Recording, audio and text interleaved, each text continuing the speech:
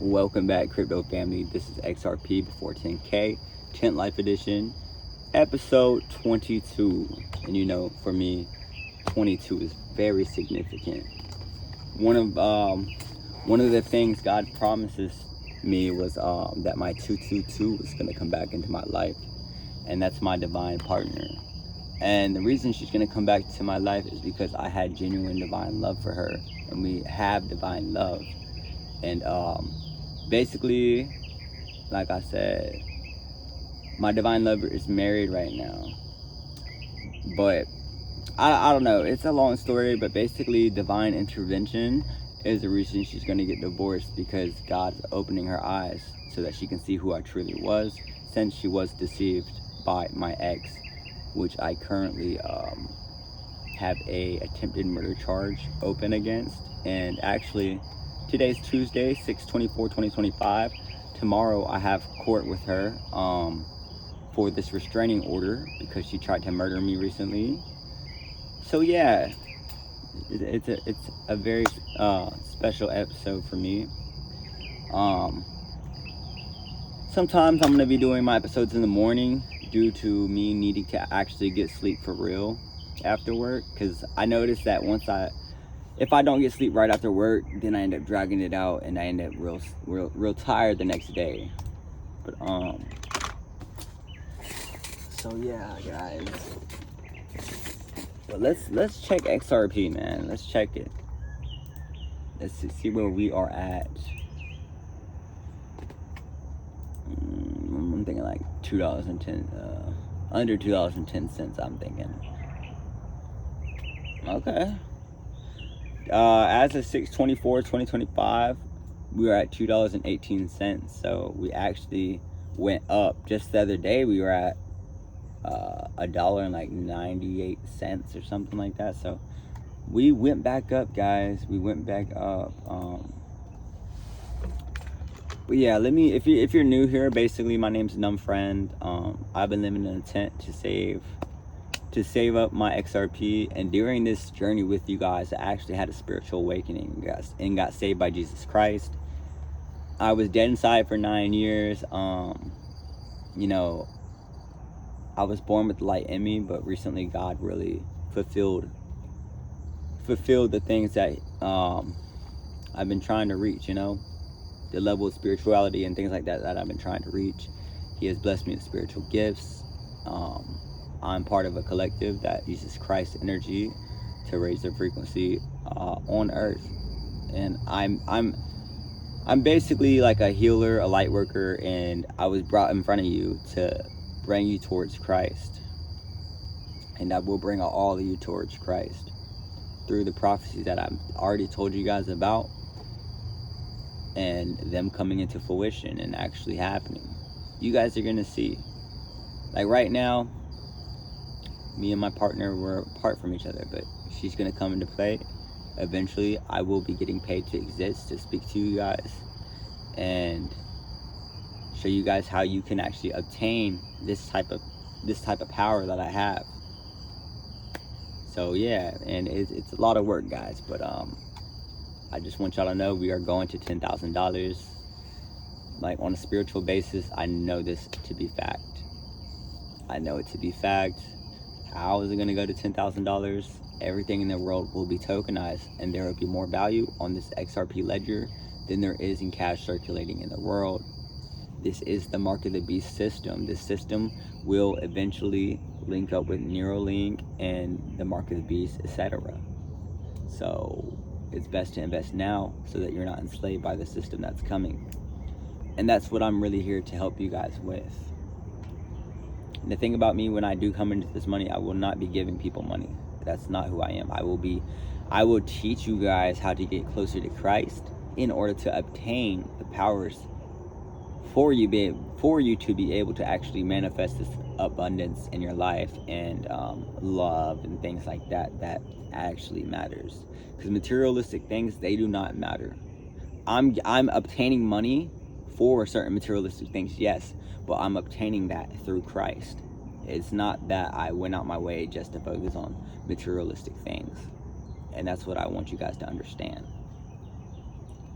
But yes, I've been blessed by Jesus Christ. You can call me a prophet, etc. Whatever you want. But this is the new age.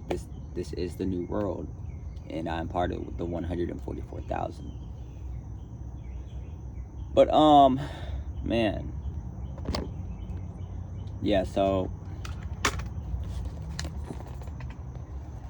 last night we finished chapter 3. Right now we are reading in the book The Mastery of Self by Don Miguel Ruiz. In previous episodes, we read the book The Mastery of Love, and we taught you guys how to love yourself and how to identify what love is and what is not love. So you can go look at that if that's what you want to do. But yes, chapter 4. Let's see how big this is, because y'all know I like to read about like 3 or 4. Okay, so some of these chapters are pretty big. 2.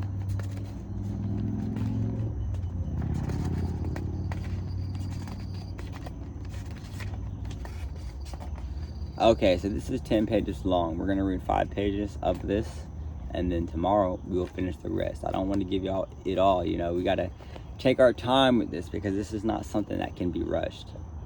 Learning how to master yourself, it cannot be rushed. This takes time. It actually took me at least like 9 years of shadow work and healing and self work, really. Because no one can do this for you. You have to do it for yourself. But alright guys, let's go right into it. Chapter 4, Unconditional Love for Others. And this is very important. As a master of self, when I look into the eyes of another individual, I see another authentic self. A beautiful expression of the divine. No matter where the person is in their process of awakening, I respect that his or her intent is just as powerful as mine. In doing so, an act of unconditional love. If I were to try to control this person, I would be lost in the fog and place conditions on my love and acceptance of him or her. If you see the world through the eyes of conditional love, you are, by the definition, attempting to control others, imposing your will so that they conform to the definition of who and what you think they should be.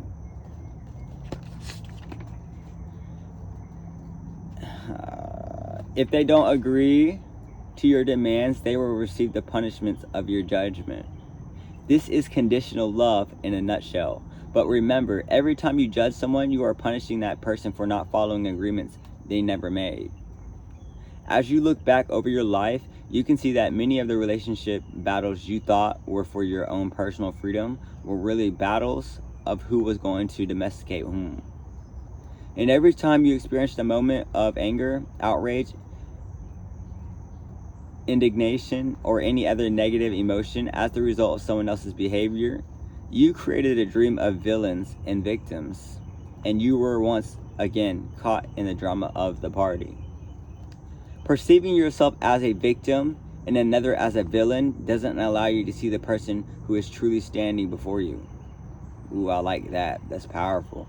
Perceiving yourself as a victim and another as a villain doesn't allow you to see the person who is actually standing before you. I like that one. That's really good. People got to stop victimizing themselves too. Like, for real, stop victimizing yourself. I'm gonna put, what could I do?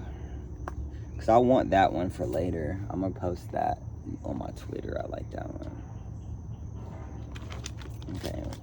Okay.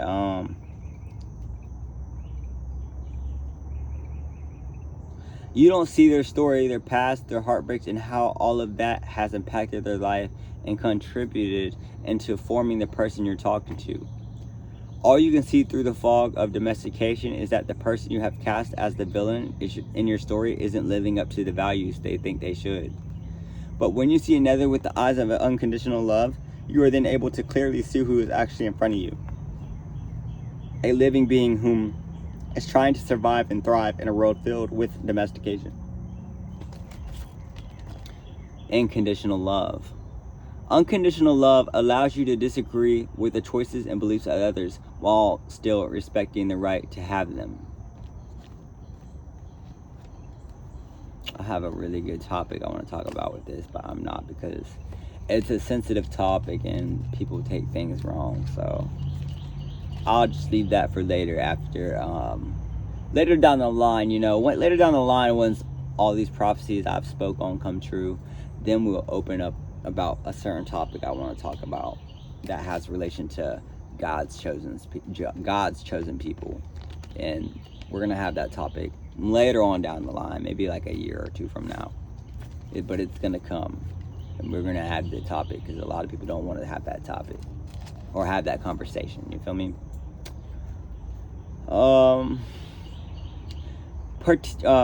Practicing unconditional love is the art of the master of self. Once you have recognized, released, and forgiven the self-judgments that have arisen from your own domestication, you can then recognize and forgive others when they act from their domestication. The person in front of you has been domesticated, and now they want to pass that on to you because that's all they know. However, they can subjugate you with your permission.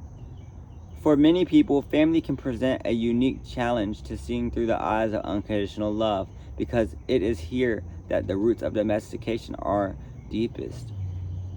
Often it's the wounds that you have with your family that hurt the most, but the reason they hurt so much is because you love them. This deep love is also what will help you forgive and heal. Next to your family, your most influential domestication. Next to your family, the most influent. My fucking tongue, bro. All right. Okay, because oh my gosh. All right, next to your family, your most influential domesticators growing up were probably your friends and classmates. These are the people you wanted to impress or to be liked, so you often try to adjust your behavior accordingly to what they found acceptable. I did this, man. Like, I was always myself, but sometimes I did things because I wanted to impress people back in the day, and it's not a way to live. And of course, you likely asked the same of them. This doesn't mean that there wasn't also genuine love present for these friends.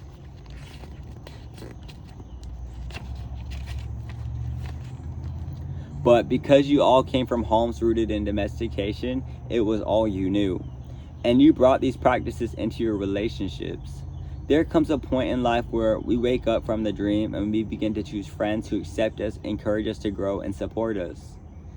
And we are willing to do the same from them. But if we don't continue to recognize where and how domestication has affected us, as work to spot and release it when it arises, the same patterns will develop with our new friendships. We will ultimately place conditions on them to fit into our new model. However, enlightened, we think, oh my God, I'm reading like a crackhead right now. All right. We will ultimately place conditions on them to fit into our new model. However enlightened we think it to be. For instance, I will sometimes hear comments in Toltec circles like, that person isn't a good Toltec, or she isn't impeccable with her word. In these cases, you can hear how the tools of enlightenment have been turned into the source of judgment, control, and domestication. Okay, I'm gonna just put this out here. I'm not really gonna go on the topic, right? But basically, the topic I want to talk to you about God's chosen people.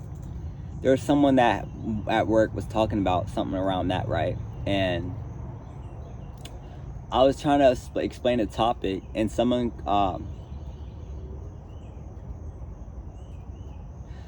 at work, right, called me a charlatan or something like that. I forgot the exact term. And I was like, what does that mean? And they're like, you need to just look it up. And I'm like, nah, bro, just say it. What does it mean?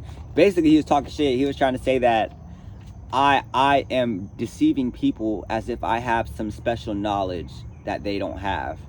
And bro, I was just like, it made me so heated, because it's like, dude, do you know who I am, bro? You're an NPC, brother. You're an NPC, and I'm trying to enlighten somebody.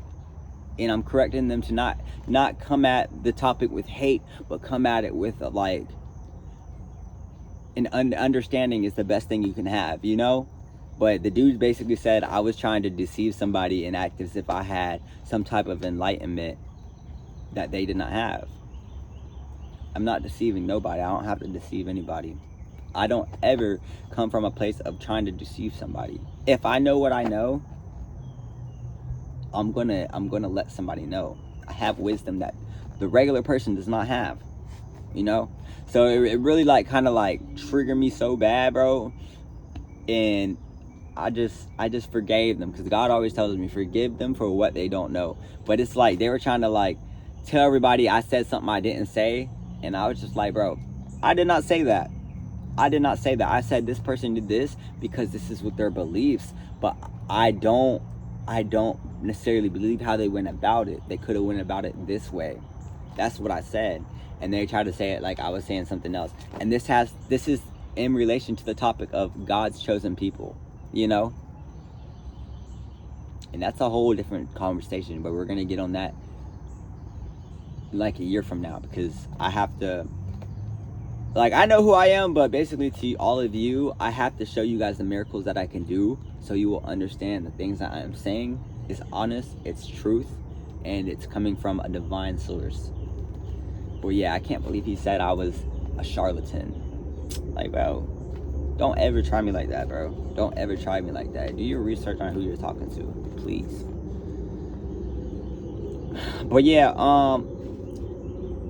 in these cases, you can hear how the tools of enlightenment have been turned into sources of judgment, control, and domestication. In all of our relationships, but especially our relationships with our friends and family, where the roots of domestication run the deepest, our job is to be aware of the potential to get hooked back into the drama of the party, to be blinded by the fog, and the key to avoiding this is to continually remind ourselves to act from a place of unconditional love.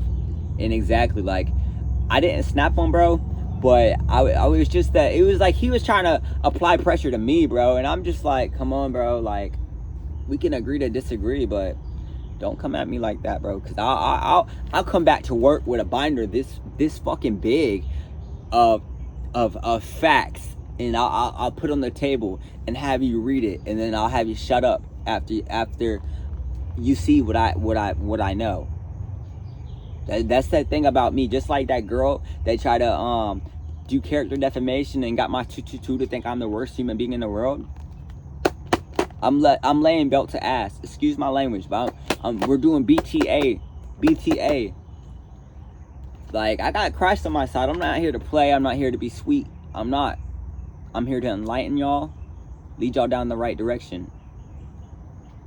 Straight up. So like I said, she tried to deceive somebody for real.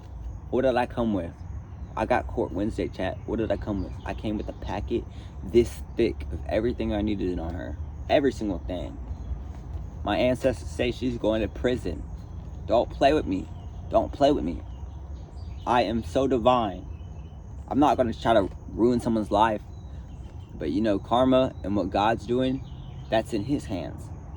I can't say God, don't put her in prison. God knows who she is. God knows where her heart is. God knows she doesn't give a fuck. She thinks she's above him. So she's going to face what she has to face.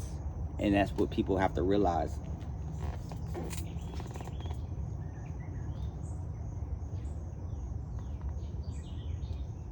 Alright, so creating peace in the dream of the planet.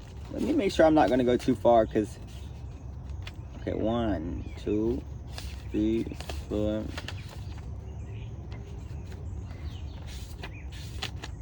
Okay, so we're gonna read to that point. All right. So creating peace in the dream of the planet. When you find yourself in disagreement with someone and you can feel you're getting upset, you have a decision as to what you do or say next. I'm telling you. And this is me too. Like, I could have cussed dude out. I could have called him out and like all this shit. But no. I know what I know. And even if you got two or three people on his side at work, bro, I know what I know. I'm divinely connected. You guys are just regular NPCs that are in the dream of the planet. And I'm not saying it's bad they're NPCs. I'm just saying You got regular people, and then you got divine wisdom way up here. They don't see what I see, so I'm not gonna snap on them. I'm not. But if they get me to the point, I will bring the facts, and I'll put it in front of them and have them shut up respectfully. Out of unconditional love, you're not gonna disrespect me, and I'll prove to you in a million ways how I know what I'm talking about. But yes, creating peace in the dream planet. When you find yourself in disagreement with someone and you can feel you're getting upset, you have this decision to what you do next. Before you speak or take action, ask yourself this question: is what I am about to say or do coming from a place of conditional love or unconditional love? In other words, is your love and acceptance of the person in front of you somehow contingent upon them agreeing with you or doing what you wish? If so, that is your cue that your domestication and attachments are in control of you, and now you are trying to domesticate someone else to your point of view. If your response is from unconditional love, by definition, your response shows that the other person respect. Oh my gosh, okay. I'm reading too fast. All right. If your response is from unconditional love, by definition, your response shows the other person respect, even if you ultimately disagree with their views or actions. Mutual respect is the key that allows true peace to occur in the dream of the planet. The respect also allows everyone to experience the benefits and consequences of their own choices and actions. When conditional love dominates the dream of the planet, any semblance of peace and harmony occurs through force. When one person or persons subjugate the will of others, governments are famous for this type of behavior. In history is littered with examples of one group controlling another through the belief that makes right. No comment on that, bro. We're just going to talk about and this all relates to God's chosen people and who are pretending to be God's chosen people right now. We're going to get on that in the future, though. I'm not here to make anyone feel some type of way.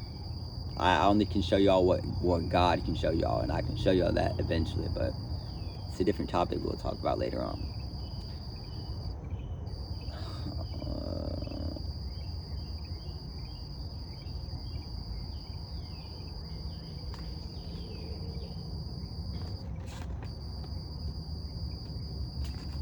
Believe that makes right. But this also occurs in personal relationships. When one person uses a position of power to control the behavior of another, this of course is not a real place of peace and harmony, and it never lasts. People will always rebel against subjugation and fight to reclaim their free will. Because our very nature itself is freedom, we will always strive for it, even when our vision is clouded by the fog.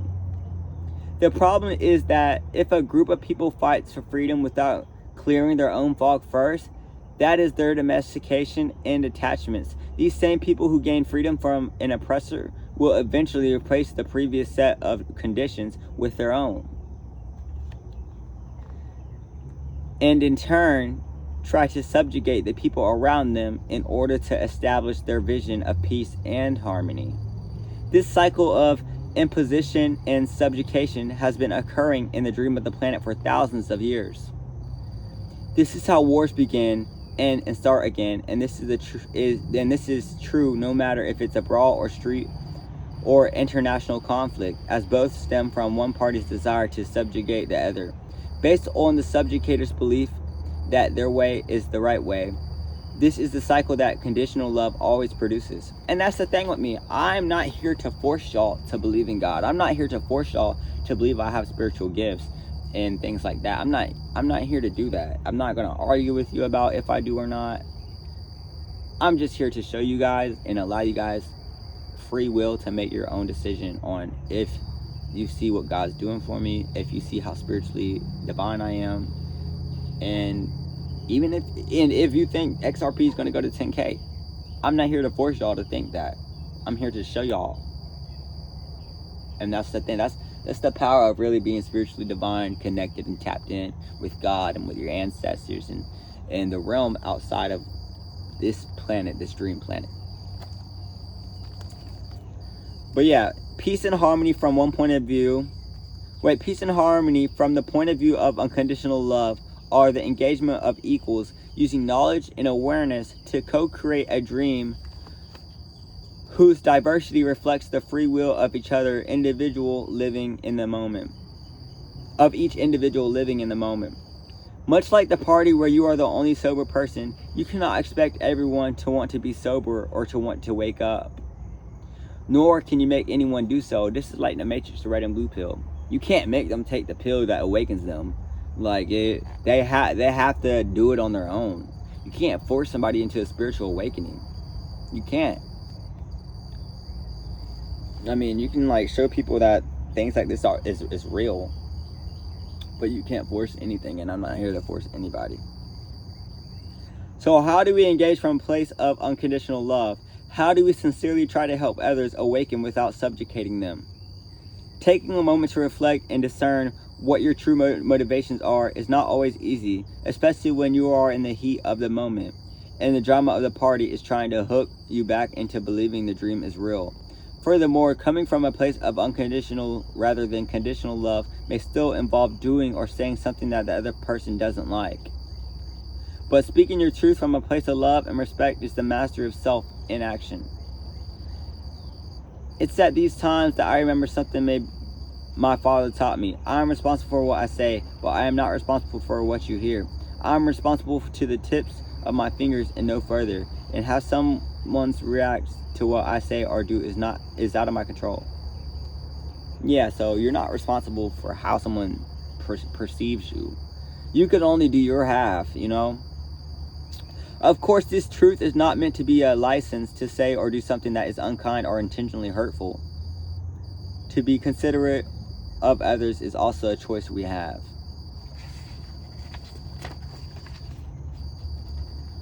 But we understand that when we break the chains of domestication, this news can be hard for our domesticators and those trying to domesticate us to handle, especially at first. What really matters is our intention. Yes, intention is everything.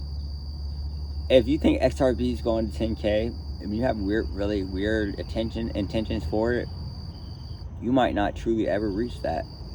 You might back out before it hits 10K. I know my intentions. Once XRP hits 10K, obviously I'm not selling, like I told you guys. Never sell your XRP. Put it in a trust and leverage against it. If you leverage against it, you never have to sell, and XRP is going to keep growing. And then with this trust that I've been telling you guys to get in the lawyer, if you put your XRP in a trust, you can pass it down for generations and generations. And the thing about a trust is nobody can sue you for your money. You don't own it because it's in a trust. You feel me? So you guys better be smart. Never sell. But my intentions are, once XRP hits 10K, well, for one, I'm going to be financially free. But for two, I've been telling you guys this. God has told me. And this is going to be one of the prophecies that just opens your eyes to Jesus Christ, who I am, and what I'm teaching you guys. So, but what I am going to do when this money comes is I'm going to retire my 222's mother. I'm going to buy us a house. I'm going to make sure her siblings are okay. I'm going to help my mother-in-law. That my 222's mother is going to be my mother-in-law. I am going to personally make sure she never has to work again. She's going to get a car. Her church is going to be right. I'm actually going to be rebuilding a church that my grandfather runs currently. He's the pastor. I'm going to be rebuilding that church. I'm going to be retiring my grandfather. He might not want to get retired. I don't know. My dad tried to retire him, but he just wanted to get like some work trucks and stuff, you know, to help the family. But I think I am actually going to be the one that retires him financially. He can still work and do the things he wants to do, because, you know, it's good to keep working and keep your body alive. So yeah, that's my goals. I'm gonna make sure my mother never has to look for another man in a lustful way in order to obtain money. Am I going to be just giving people money? Like I said, I am not going to be doing that. I'm going to buy certain things. There's going to be in my name, so they can't be sold, because I know people like to get blessings and then sell them just to be greedy and things like that. And that's not what I'm on. I'm going to be buying land. I'm going to be making sure the generations that are behind me and my family are set. And then with all of this, with all these prophecies that are going to be fulfilled through Jesus Christ that I've told you guys about, just like me traveling the world getting paid to exist, you guys are going to see that.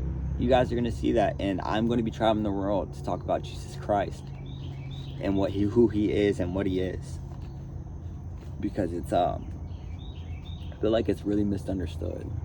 Just because you go to church and read this book does not mean you are going to go to heaven. Just get that straight. But yeah, we are almost done with what we were reading. We're at 30 minutes. So like I said, of course this truth is not meant to be a license to say or do something that is unkind or intentionally hurtful. To be considerate of others is also a choice we have.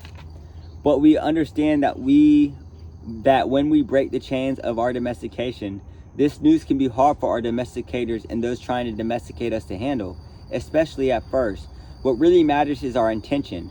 When we come from a place of unconditional love, we can have the confidence that whatever action we take is the right one. Whatever action we take is the right one, and the outcome of any situation is beyond our control. We do the best we can. We release our attachment to the outcome. This can be difficult to do at first, and even it's a little scary. But committing to an act from a place of unconditional love eases the anxiety, as we know that our actions after that are coming from a place that is true to our being. And that is absolutely true, guys. Just like me. So basically, let me explain this to y'all. So basically,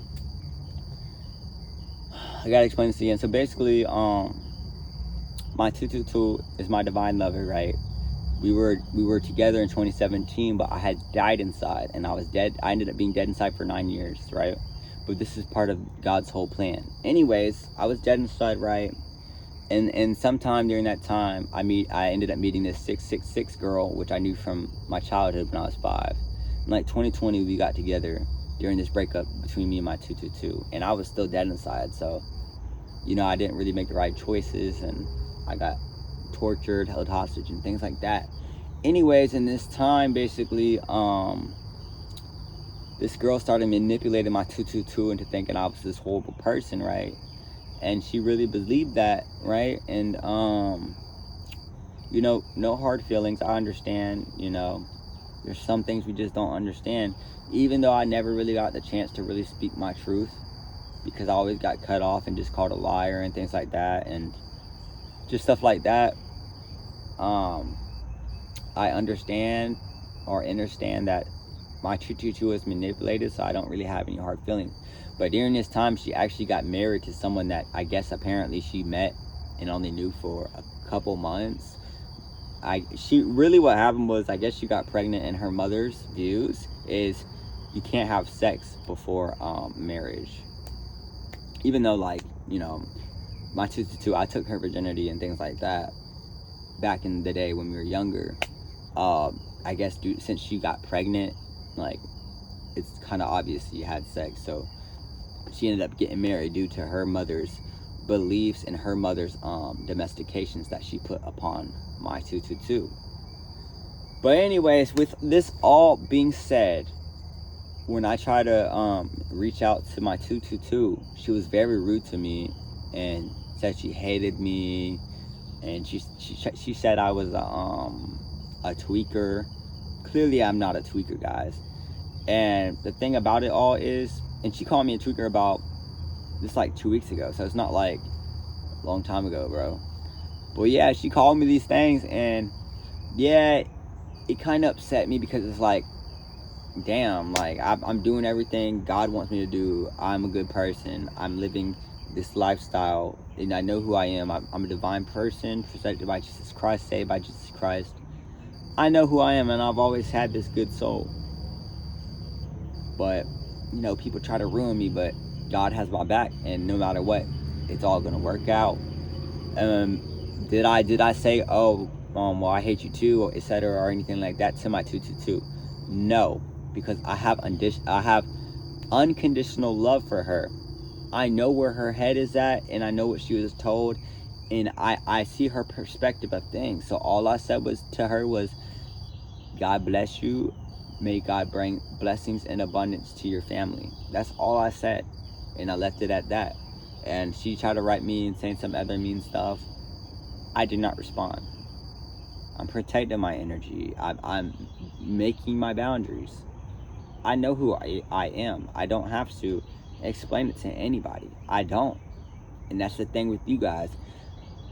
You need to have unconditional love for people, but you need to have unconditional love for yourself. Because first, you have to have unconditional love for yourself. That's the first thing.